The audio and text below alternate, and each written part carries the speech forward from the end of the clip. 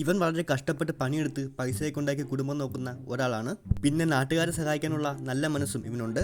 പക്ഷേ ഇവന് കിട്ടിയിരിക്കുന്നത് പാർട്ടി മൂടുള്ള ഒരു ഭാര്യയായിരുന്നു. എവിടെ പാർട്ടിക്ക് പോയാലും ഇവള് ഡാൻസ് കളിക്കുന്നത് വേറെ ആൾക്കാരുടെ കൂടെയാണ്.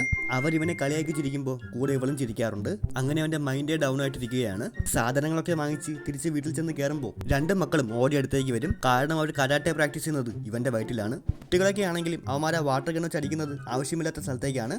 അവർ രണ്ടുപേരും അടുത്തേക്ക് വരുമ്പോൾ തന്നെ ഇവന് പേടിയാണ്. ഫുഡ് കിട്ടിയാൽ അവന്മാർ ഇവനെ മൈൻഡ് ചെയ്യാറേയില്ല. പിന്നെ കൊണ്ടുവന്ന കവറിൽ ബിസ്ക്കറ്റ് ഇല്ലെങ്കിൽ ചീത്ത വിളിക്കും. രാത്രി തന്നെ ആ സാധനം കിട്ടിയില്ലെങ്കിൽ ചിലപ്പോൾ അടിക്കുകയും ചെയ്യും. അങ്ങനെ ഇരിക്കുമ്പോൾ ഇവന്റെ ഉറ്റ ചങ്ങാതി വെക്കേഷൻ ആയതുകൊണ്ട് ഇവനെ ബോട്ടിലേക്ക് ക്ഷണിക്കുന്നു. പക്ഷെ അവന് ഇവന്റെ മൈൻഡ് സെറ്റ് അല്ല, ഫുൾ ഉടായ്പാണ്.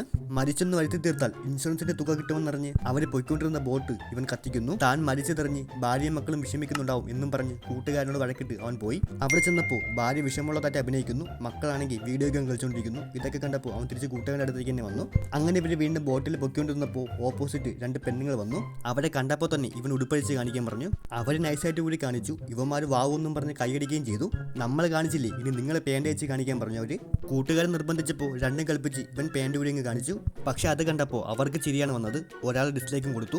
പാർട്ടിക്കൊക്കെ പോയിട്ട് എൻജോയ് ചെയ്ത് ജീവിക്കാമെന്ന് അവർ തീരുമാനിച്ചു. അവിടെ വെച്ചൊരു പെണ്ണിനെ ഇവന്റെ 57ാമത്തെ ബർത്ത്ഡേക്ക് ക്ഷണിക്കുന്നു. നിന്നെ കണ്ടാൽ വെറും 30 വയസ്സേ തോന്നിക്കൊള്ളുന്ന പെണ്ണ് പറഞ്ഞു. അവളുടെ അറ്റൻഷൻ കിട്ടാൻ എനിക്ക് 70 വയസ്സാണ് ഇവൻ പറയുകയാണ്. അപ്പൊ അവൾ പറഞ്ഞു, ഞാൻ വിചാരിച്ചു നിന്റെ സപ്തതി കഴിഞ്ഞ് കാണുമെന്ന്.